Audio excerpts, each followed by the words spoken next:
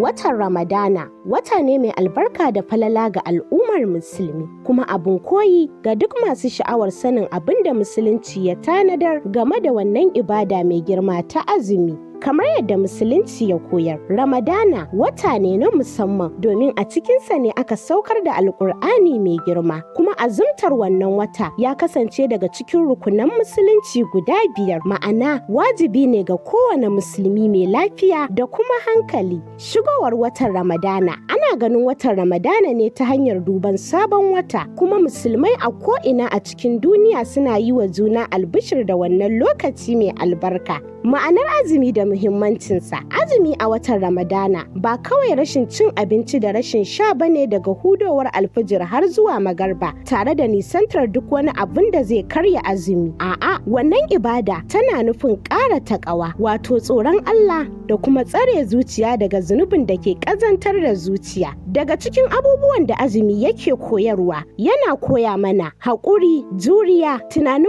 mabukata da kuma marasa ƙarfi. Ƙara kusanci ga Allah ta hanyar ibadu kamar addu'a, karatun Alƙur'ani da kuma bayar da sadaka. A cikin watan Ramadana akwai ayyuka da musulmai ke yawaita yi domin neman lada da kuma rahamar Allah, waɗanda suka ƙunshi addu'a, tuba da kuma samun nutsuwa. Karatun Alƙur'ani sosai fiye da yadda ake yi a koyaushe, domin yana daga cikin manyan ayyukan alkhairi a wannan wata. Ciyar da masu azumi ko kuma yi musu iftihar. Watan Ramadana yana da falala da yawa, daga cikinsu akwai buɗe ƙofofin aljanna, rufe ƙofofin wuta, ɗaure shedanu da kuma daren lailatul qadari. Azumin Ramadana yana koya mana kyawawan halaye, tausayi da kulawa ga waɗanda suke neman taimako. Azumin Ramadana ba kawai azumi bane, lokaci ne na kyautata rayuwa, ƙarfafa alaƙa ga Ubangiji da kuma sake ƙarfafa ƙauna a tsakanin al'umma. Shin me muka tanadar wa gobenmu a wannan wata mai girma? Ko kun soma shirye-shiryen tarbar wannan wata mai albarka?